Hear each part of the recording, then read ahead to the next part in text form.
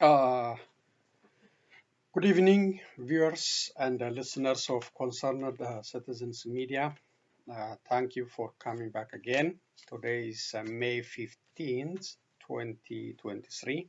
I have several news updates to share with you. So I would start with an update on Oromia region and Amhara. Then I will continue with other news updates on reading, plus I will share some videos. So thank you again for coming back. So, the Ethiopian government is open for peace talk, and they want to settle the conflict anywhere in that country through peaceful means instead of war confrontation. But in this week, last week, the reality on the ground is different in Oromia region. So there is intensive government military operation against Oromo Liberation Army. So just from their previous conduct, this government is not trustworthy. I mentioned it, sovereign medias know. They are saying something and they're doing another thing. So similar thing happening against OLA, very intensive military operation. And I have a tweet from Oda Terbi, OLA international spokesperson and a member of the delegation, peace delegation. So that's the reality. That is the reality. There is a second round coming up scheduled, but it's not released to the public. But I don't know why the government is saying something in public to Ethiopians and to the global community, and doing something, So that's not good governance. Whatever you say in public should respect your own words and do it, into action. If you say you are there for peace, please just follow the roads, the way for settling issues in a peaceful manner. Stop trying to cheat the public. So that's not fair. And the government already said, Prime Minister Abiy Ahmed said, instead of waging a war, it's much better to negotiate several times to settle the matter. But so the reality is very tough, and OLA is defending this aggression of the government of Ethiopia. So it says the regime. This is a very short tweet released 22 hours ago. The regime is escalating its efforts to subjugate Oromia, and the civilians continue face retaliatory action from regime fighters in response to battlefield setbacks.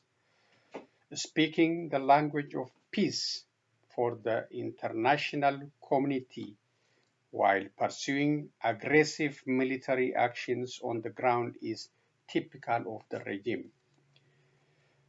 Yesterday, the OLA valiant brigades in West Shore and Horo Guduru halted regime advances and forced them to retreat back to their camps. So this is a short tweet from Oda Terbi, OLA international person. There is another tweet from Oromo Liberation Army on the situation. On May 13, Abiy forces attacked OLA positions in Meta Welkite in West Shore. The OLA Bat'o Techas Magarsabari and Bakalchabari brigades bravely repelled the assault, resulting in 94 regime fighters neutralized, 71 injured, and 50 plus captured. This is on 13th May 2023. So this is happening after Tanzania peace talk, and the second arrangement for the peace talk is on the way. So this is the regime doesn't have any trust from, not trustworthy from what they are saying. Even today, some media are reporting OLA forces engaged the police forces in Bishoftu or Debre Zeit, very close to Addis Ababa, and is a center of Ethiopia's air defense camp. So it's a very serious situation, and they engage, and they got some military victory over there, but I don't have that announcement, but they engaged the police camp, and so that's the situation. The government is aggressive. Is they supposed to announce a peace or a ceasefire so they can facilitate the peace talk, instead of spending the country's limited resources and aggressively engaging in military confrontation. The government should keep his words and continue the peace talk, the peace deal that announced openly to the public. So that's not try to take advantage or do some kind of trick on oil forces to force them to surrender. This is not a good strategy for Abiy Ahmed or Prosperity Party. So please keep your words, be trustworthy, and continue the peace deal to end this very serious conflict in Oromia region. And the international community should pay serious attention what the government of Ethiopia is saying, what they are doing. So that is the update I have. Also, I have from Addis Standard on this issue. The communities urging the government and the OLA to continue a peace effort instead of fighting. Let's continue with Amhara region. The Amhara region also in a very tough situation since the announcement of the so-called the law and order operation by Prosperity Party in Amhara region. So it's a very tense situation. The recent report I have is Lalibela city, very historical city, in a very tough situation between the supporters of Prosperity Party and those, the opponent of the Prosperity Party protest in that city. Gunfire and other chaos in that city. So the situation is tough all over the Amhara region anyway, and it's not settling. And these forces, FANO and Amhara militia, also have their own demand to settle this issue. And they have mentioned some. I will mention what are their demands. If Abiy Ahmed or Prosperity Party is accepting these demands, remain to be seen. The Amhara or the FANO or Amhara Special Forces have the following requirement. Number one, they say the government stop the ongoing war in the region. This is number one. Second, do it do it on international level through third-party mediator negotiation. It's not through church leaders or elders as it's happening now.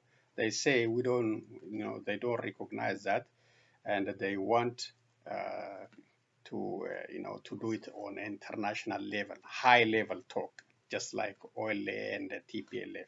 So they want third party mediator, and they want the mediation to be happen on international level.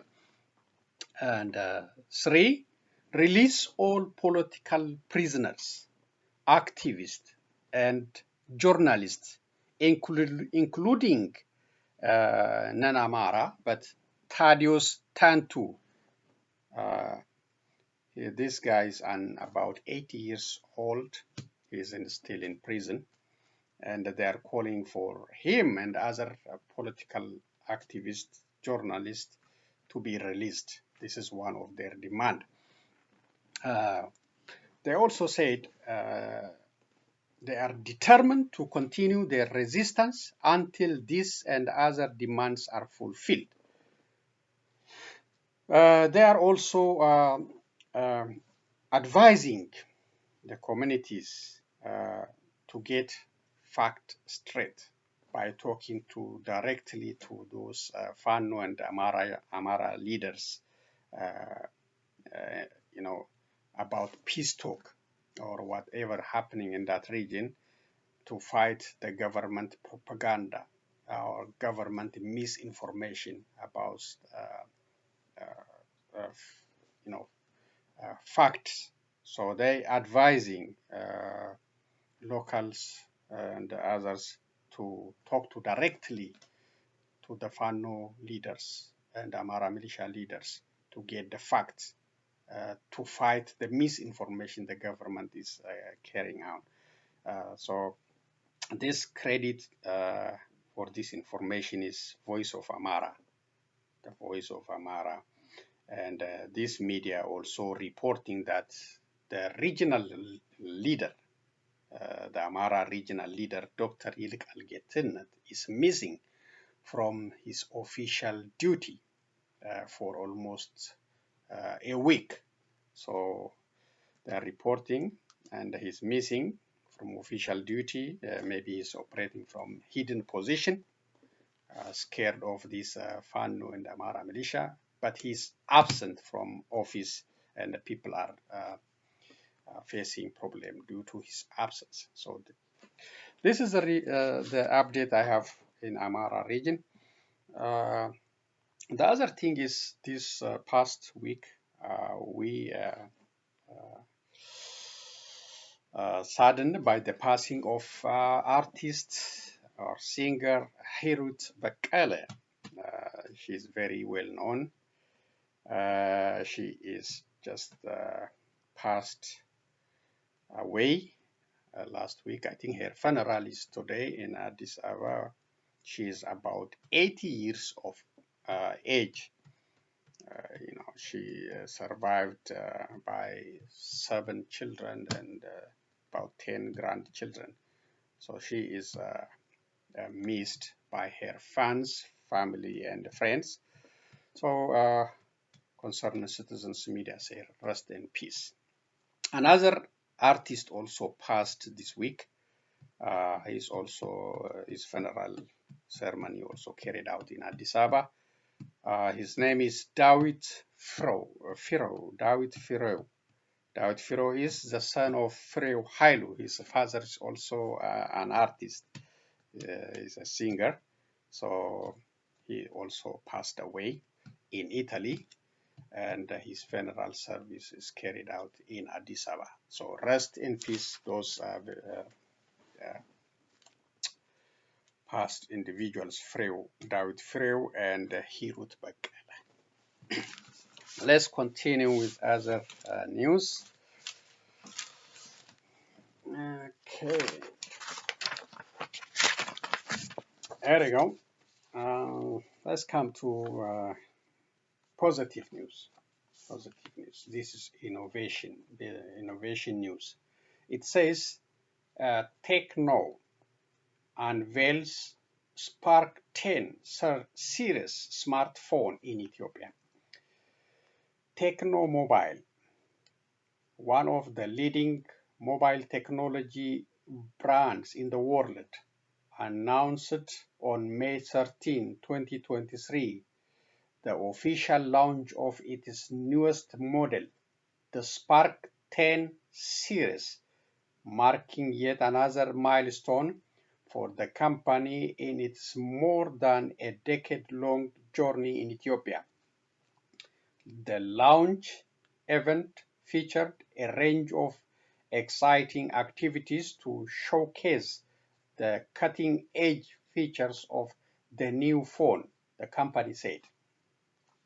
The TECNO Spark 10 includes 3 devices, namely the TECNO Spark 10, Spark 10C, and Spark 10 Pro models.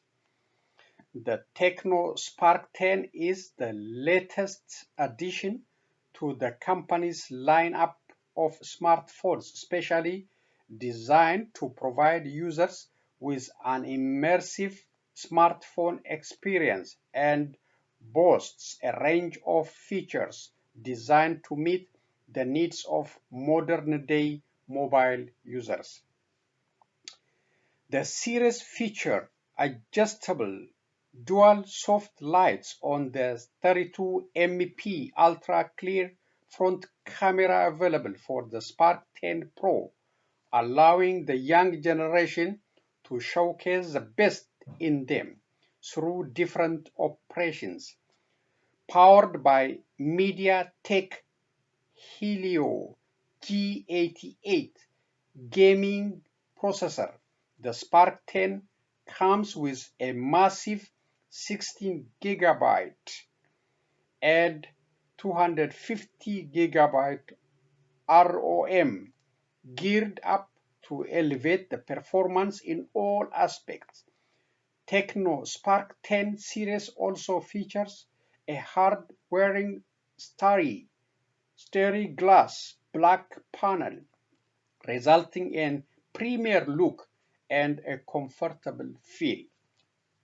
The launch event of the TECNO Spark 10 included activities to showcase the phone's impressive feature of an all-powered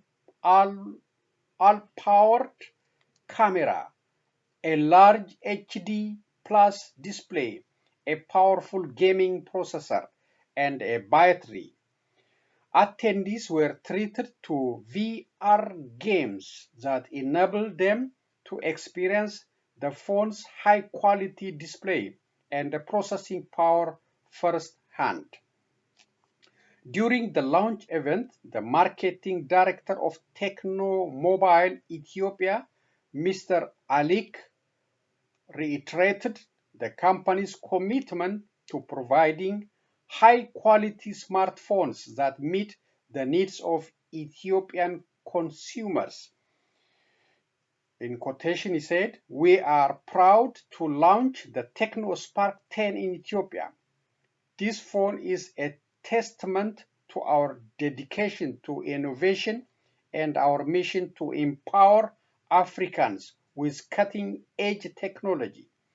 Our launch event was a reflection of our commitment to creating an engaging and interactive experience that showcases the best feature of the TECNO Spark 10.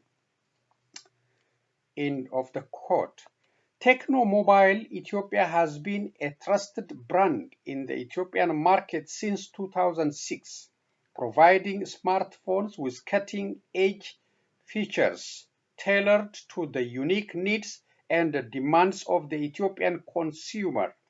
In line with its commitment to making mobile technology accessible to all, the company has also been actively involved in community development initiatives, including the provision of digital training programs and the donation of mobile devices to youth development centers across the country.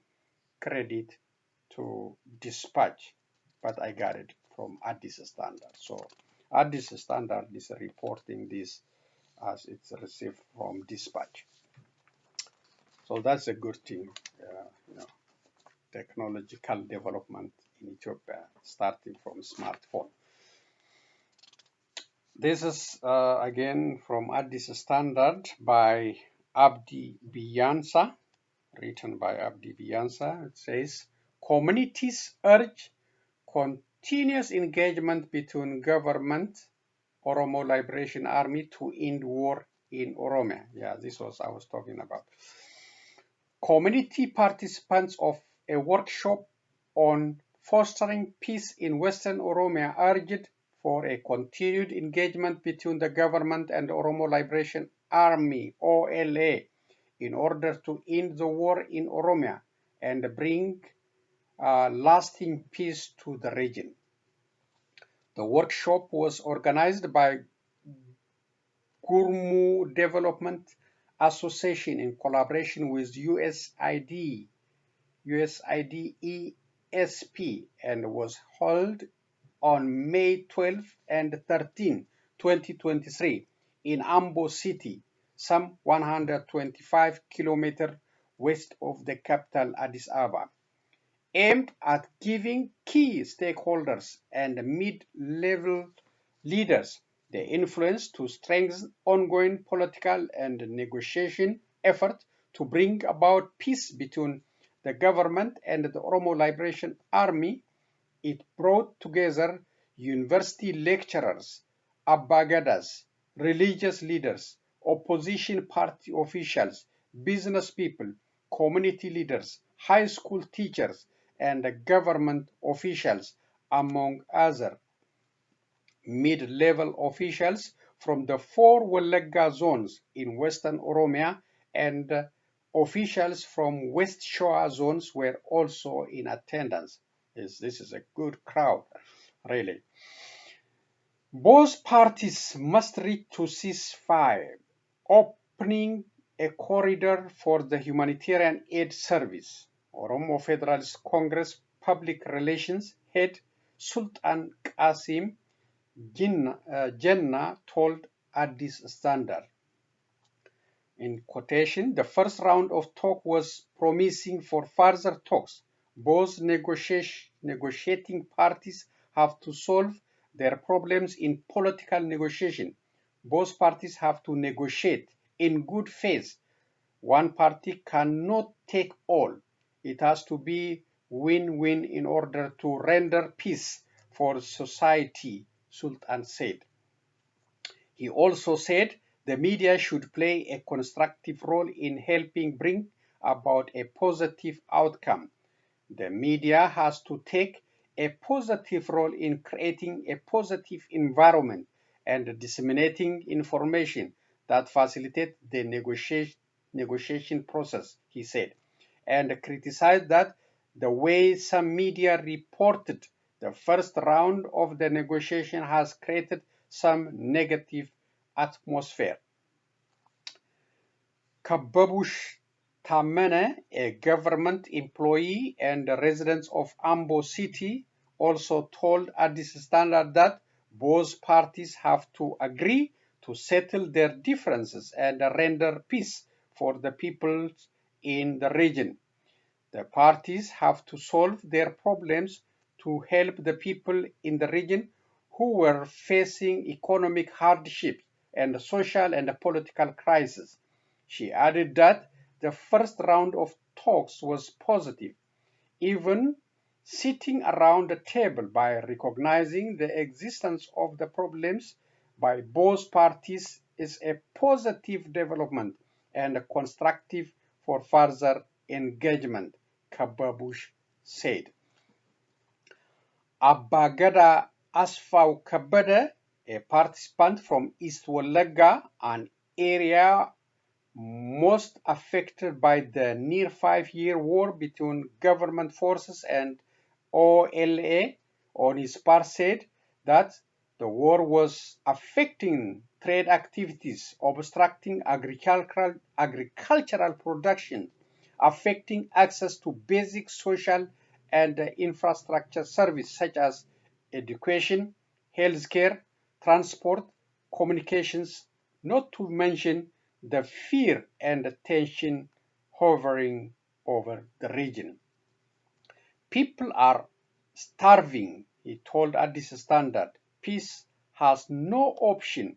Making a ceasefire is necessary to save the people from starvation.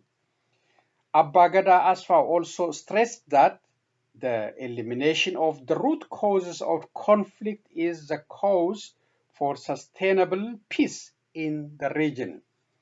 Although both parties acknowledged the positive outcomes in the first round talks, which took place in Zanzibar, Tanzania, the week-long talks ended without agreement. This week, Oromia Regional State Government pledged that it was working to ensure the continuation of the talks in due course. The talks were facilitated by the governments of Norway and Kenya, with a role from IGAD.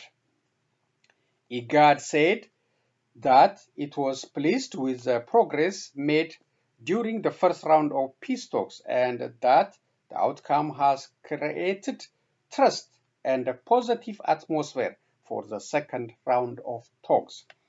However, on 10 May, the OLA accused the government of launching military offensive in Jaldu, West Shore, and Adami Tullu, East Shore, zones of Oromia Regional State. Both offensives were routed with over 75 regime fighters being neutralized, OLA claimed. So that is a very tough one, very serious one, and it should be settled, creating chaos, starvation, and hardship in all sectors: education, healthcare, transportation. All means, no peace. No peace means you can't do anything. And the government Oromia is saying positive thing, but the federal government is waging aggressive war. So they have to come to the terms. They have to agree on one term. If they want to continue the war in the peace talk, which is not a good solution, but double standard is not good. Okay, this is positive news. NBE grant mobile money license to Safaricom's M-Pesa. Addis Ababa, the National Bank of Ethiopia, NBE, says it has issued a mobile money service license to Safaricom M-Pesa Mobile Financial Service PLC, a subsidiary of Safaricom Telecommunication Ethiopia PLC. This is the first mobile money license granted to foreign investors in Ethiopia, where a dozen of local fintechs provide financial service along with 30 commercial banks. M-Pesa was granted the license 6 months after Ethiopian lawmakers enacted a revised National Payment System Proclamation, allowing foreign companies to engage in a payment system operations. In quotation, the issuance of the mobile money license to Pesa reflects the NBE's ongoing objective of fostering financial innovation and inclusion in the Ethiopian market, the NBE said in a statement. The license will enable Safaricom's subsidiary to roll out mobile financial services in Africa's second most populous nation. It is expected to face fierce competition from Ethio Telecom's Telebirr, which acquired 30 million users since its launch in May 2021, showing the potential of the market. The menu of digital finance offering, including mobile banking, mobile wallets, internet banking, and card banking, has expanded rapidly in recent years. In quotation, we welcome this shift to the use of digital financial service so as to bring greater efficiency, safety, and transparency to the country's rapidly growing financial system, said the central bank. Looking ahead, the NBE said it will continue to take measures to deepen Ethiopia's digital financial ecosystem and welcome the introduction of diverse forms of digital financial services. In quotation, to this end, we will strongly support the spread of digital payment systems as a substitute for cash-based transaction within the economy. End of quotation, says the NBE said. The National Bank of Ethiopia wishes Safaricom's M-Pesa service well as it launched its operation in the very near future. It added credit for this one, Ethiopian Monitor. This couple of from BBC. This one, South Africa and Russia to boost military ties, reported by TASS news agency. BBC is crediting TASS news agency. Senior military officers from South Africa and Russia have agreed to boost cooperation and increase the combat readiness of their armies in talks held in Moscow. Russia's defense ministry has been quoted as saying by the state-owned TASS news agency. The high-level talks comes days after the U.S. ambassador to Pretoria, Ruben Breite, accused South Africa of supplying arms and ammunition to Russia, despite its professed neutrality in the Ukraine war. The commander of South Africa's land forces, Lieutenant General Lawrence Mibata, led the talks with his Russian counterpart Oleg Sulukov in Moscow, TASS reports. In quotation, the sides discussed issues of military cooperation and the implementation of projects geared to enhance the combat readiness of the two countries' armies. The meeting between the military commanders yielded agreement on the further expansion of cooperation between the land forces in various areas, the ministry is quoted as saying. Last week, South Africa found itself at the center of a diplomatic storm with U.S. after Mr. Breite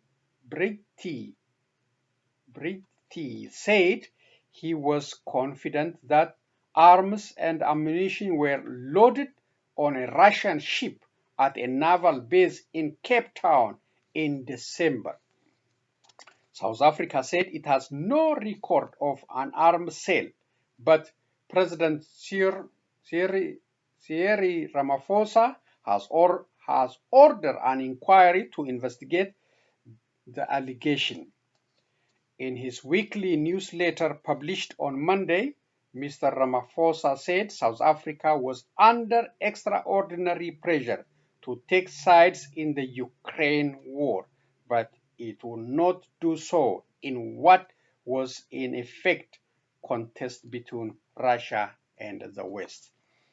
The South African National Defense Force confirmed that senior military officers were currently in Moscow. In quotation, it must be noted that South Africa has military-to-military bilateral relations with various countries in the continent and beyond. End of quotation. The Sun, South African National Defense, said in a statement, adding that the trip to Russia was planned well in advance.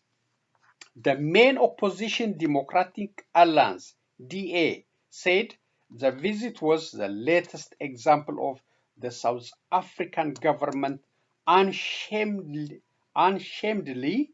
showing its support for Russia. This one about Isaias Afewerki's visit to China.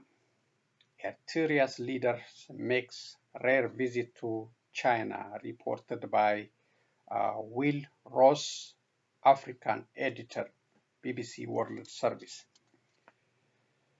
Eritrean President Isaias Afewerki, who is on a rare visit out of his country, has met China's President Xi Jinping and the Premier Li Qiang in Beijing. Apologies for some words very hard to pronounce or names. Mr. Isaias laid a wreath at the monument to people's heroes in Tiananmen Square, which remembers all those who died in the struggle to build a modern China. In 1989, Tiananmen Square becomes a focus for large-scale protests for greater political freedom. The protests were crushed by the Chinese authorities. Mr. Isaias praised what he called China's contribution to transform the world order. Okay? Eritrea is one of the world's most oppressive states. It is frequently criticized by the West for its human rights record, but is geopolitically important for China. China has a military base in neighboring Djibouti and is seeking to increase its influence across the fragile Horn of Africa region. This is also reported by BBC.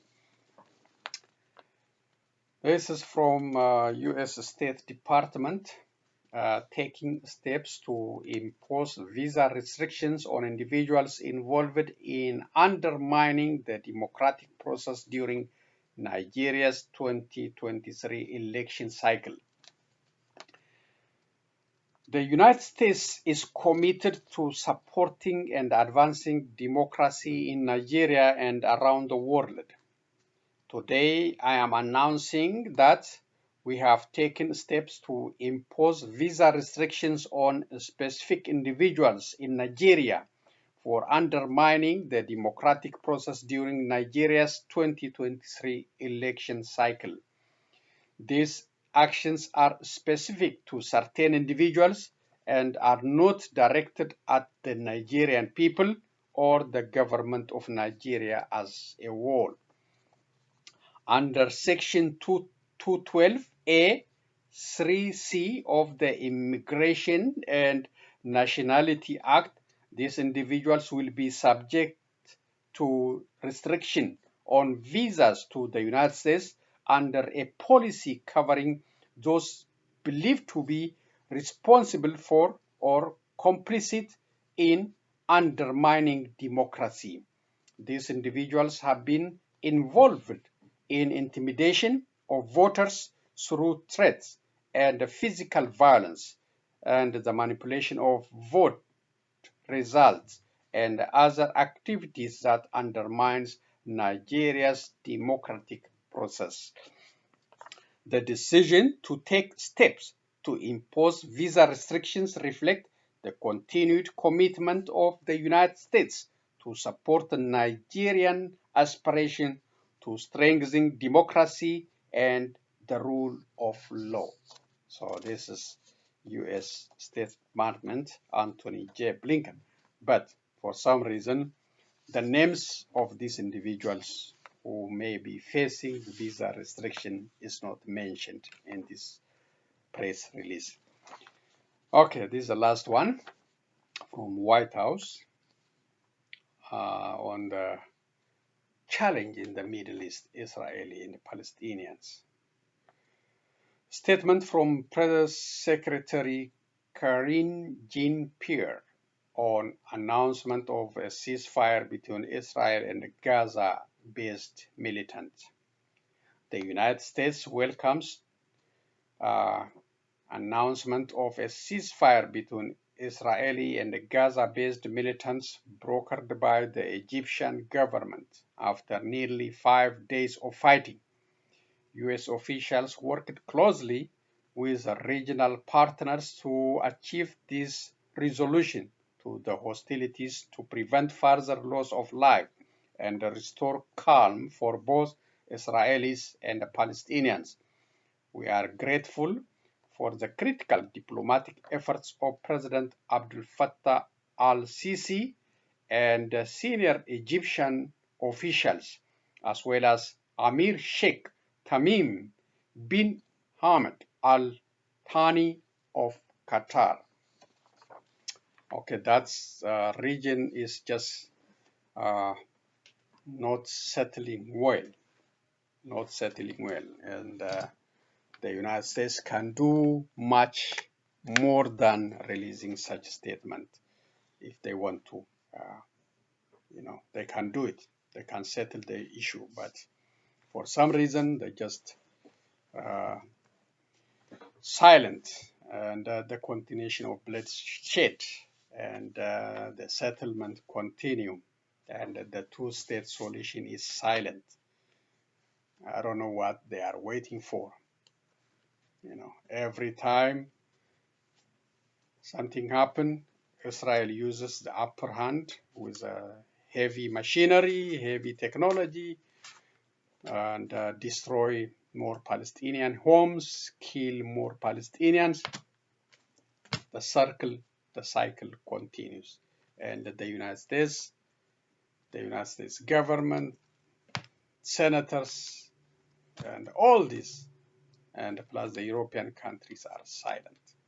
They don't want to settle this issue, and the circle will continue. Sadly, that's a challenge we are facing. So we'll now go to the videos I want to share with you for today's update.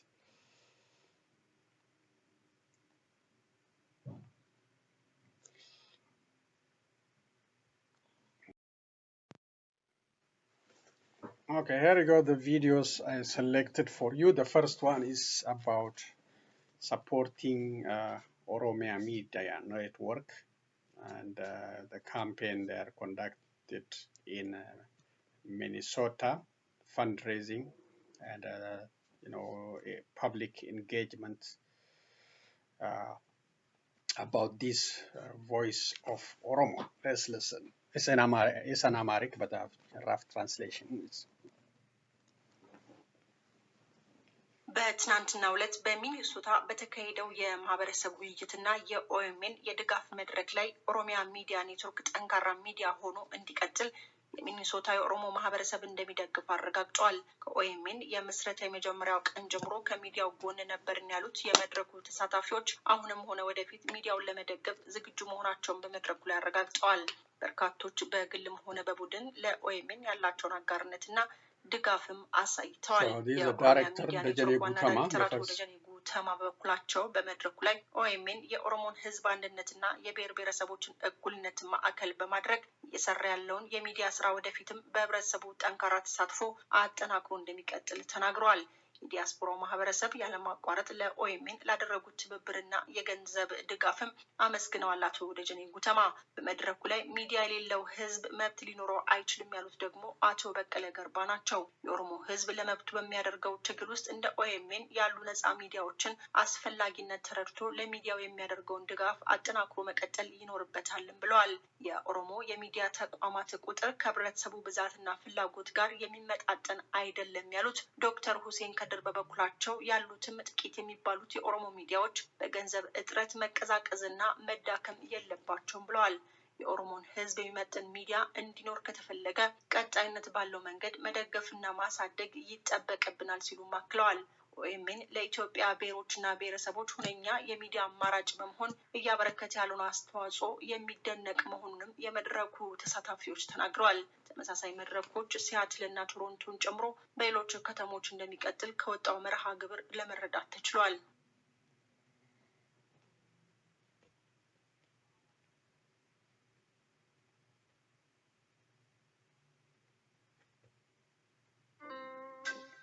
When I found out I had metastatic prostate cancer, our bond gave me strength.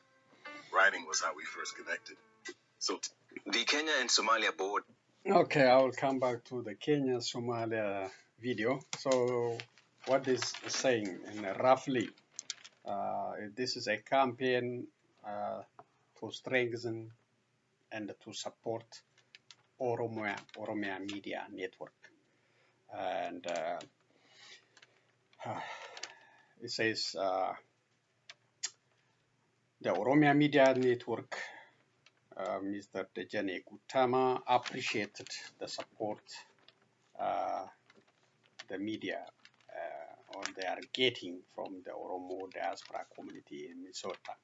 And they say Oromia Media Network is not only the voice of Oromo, it is the voice of other nationalities in Ethiopia.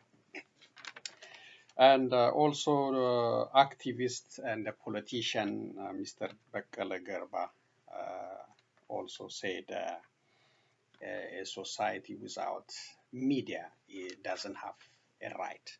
So he's talking about the importance of media, very essential to get you right.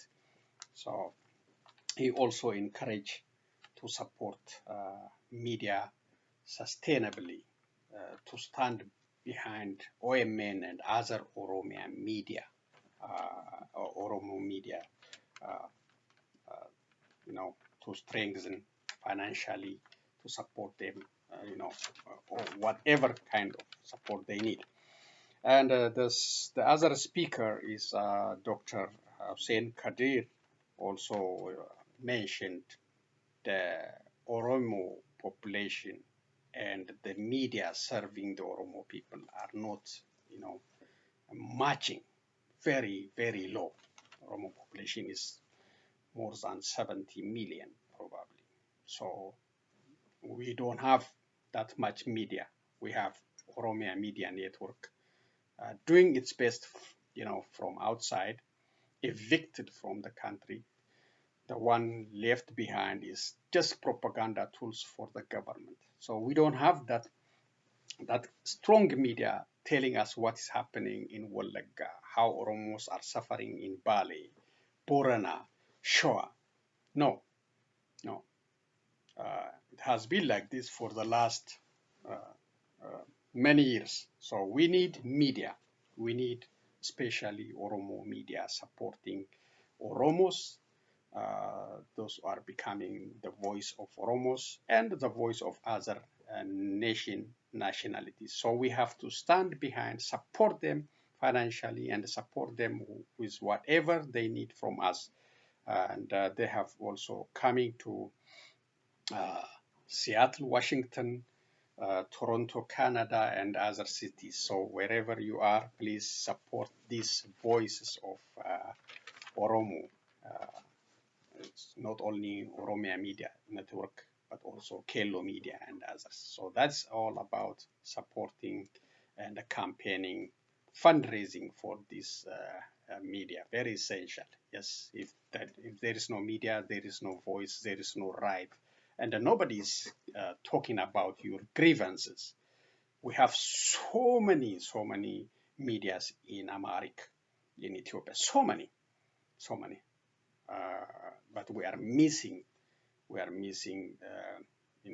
at least 1/4 of that number for Oromos. So let's continue with Kenya-Somalia border opening and with other videos. Thank you again.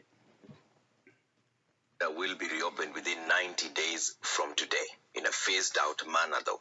This was the key resolution during a high-level ministerial meeting at Arambe House, chaired by Cabinet Secretary for the Interior and National Administration Kithure Kindiki and Somalia Minister for Interior Security, that is Mohammed Ahmed Sheikh Ali. First to be reopened within 30 days is the Mandera-Bulahawa border point in Mandera County. It will be followed by reopening of the Liboi-Harhar-Doble border point in Garissa County within 60 days. 90 days from today, Point Dar es Salaam in Kiunga-Raskamboni border in Lamu County will be reopened. The minister said that the reopening of the border signifies triumph over terror. We have resolved that the border between Kenya and Somalia will be reopened in a phased-out manner within the next 90 days, effective today, starting with the Mandera-Bulahawa border point, which should be open in the next 30 days. On July and September last year, the two presidents of Somalia announcing the strengthening of bilateral relations between the two countries and emphasizing the commitment to address security concerns along our shared borders. Further, two heads of state agreed on the opening of the border between the two countries in order to ease the movement of people and enhance trade in goods and services. Let's turn to other world news now. And members of a political alliance of 13 parties in Pakistan are protesting outside the Supreme Court to demand the resignation of the Chief Justice. They say former Prime Minister Imran Khan has been treated leniently by the courts. Last week, Khan was granted 2 weeks bail after being arrested on corruption charges. Let's go live to Al Jazeera's Kamal Haider, who's outside the Supreme Court in Islamabad. Kamal, bring us up to speed first with what's been happening outside the court there.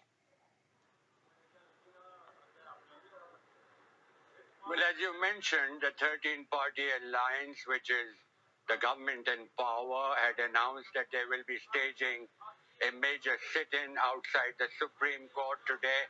The government is quite critical of the Supreme Court. They've been criticizing senior judges of the court. Now, this is spearheaded by Mr. Fazlur Rahman. He's the head of the Ulama Islam. He himself has not been able to win a single seat. His own seat, that is. His son is still in parliament. And of course, the judicial community, or the legal fraternity, has said that this is unthinkable, that the sitting government is protesting against the Supreme Court. Now, it is the same Supreme Court that was praised by Mr. Fazlur Rahman when there was a vote of no confidence. The Supreme Court stepped in and made sure that vote of no confidence went ahead, which led to the 13-party alliance forming the new government. So, indeed, a tense situation, because it is expected that the Supreme Court is likely to hold the Prime Minister and senior members of the cabinet on contempt charges. That is what is being said here in Pakistan. The legal fraternity, of course, is saying that this is a total violation of the Constitution for the parliamentarians and the political leaders to single out the country's apex court for criticism. Meanwhile, Kamal, I understand the crackdown against Imran Khan's supporters continues.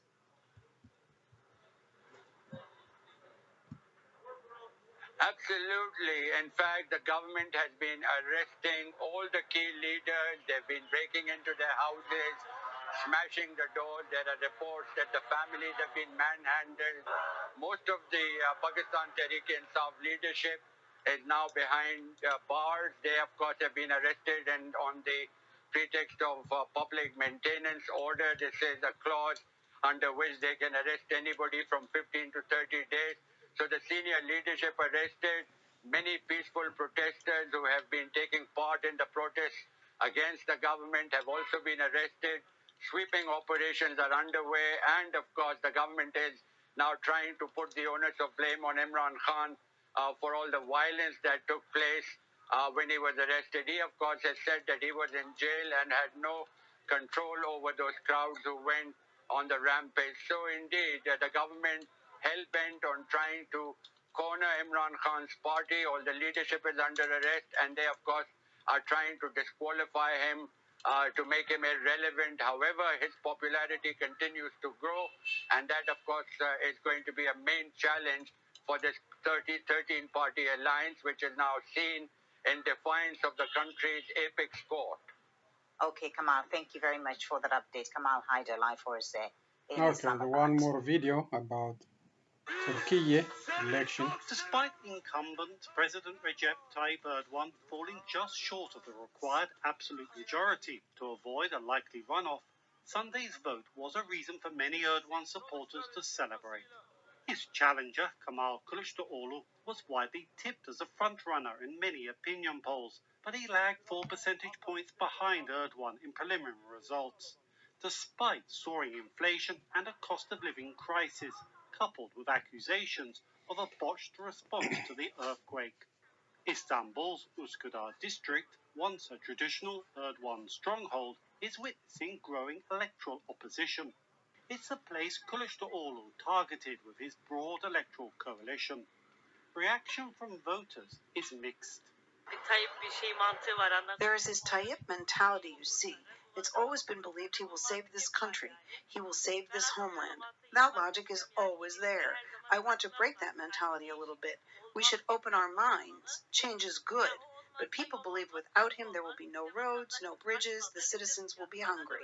Ismail and others are fishing for food or maybe some extra cash. He says he's still coming to terms with Sunday's vote. We didn't expect it, and frankly, we were very hopeful that there would be a change. But again, nothing has changed, so we are shocked. I don't want to believe in the results. His friend Jem says he isn't surprised, but worries about the prospect of a second round of voting in a presidential runoff. I mean, the big fish swallow the small fish. It's as simple as that. Round 2 is something we don't like, but people are ready. What else can they do? Voters on Sunday also voted in parliamentary elections, which saw Erdogan's coalition predicted to secure a comfortable absolute majority. That, analysts say, gives Erdogan a decisive advantage in the upcoming presidential runoff on May the 28th. Because you would want the president and the parliament be aligning in the same direction. So that's, of course, that would be something detrimental for the opposition and positive on behalf of Erdogan. Kılıçdaroğlu faces a political mountain in the forthcoming campaign, with the political momentum appearing to shift toward Erdogan. Dorian Jones, VOA News, Istanbul. Okay, so there is no winner in Turkey or Turkey election carried out yesterday. Erdogan is challenged by opposition party. So we have to wait until May 28th to see the winner. Let me conclude today's news update by saying this. The Ethiopian government should be pressured by international community, IGAD, Norway, United States, European Unions. They have to talk to Abiy Ahmed, tell him, to stop misleading Ethiopians and the global community, saying he's ready for peace and much better than prepared for war. But he's doing the opposite. He's engaged aggressive military operation against Oromo Liberation Army. So please tell him to stop this double standard and cheating approach, and be prepared for the second round of talk, possibly signed a peace deal. And in the suffering of Oromos, please, in the suffering of Oromos, they suffered very badly, especially since he came to power since 2018. So I hope they will pay attention what is happening in Ethiopia, and stop this aggression of war against the Oromo people and against the Oromo Liberation Army, and sign a peace deal. That's all I'm going to say for today. Thank you for joining me. Be safe. So long, everyone.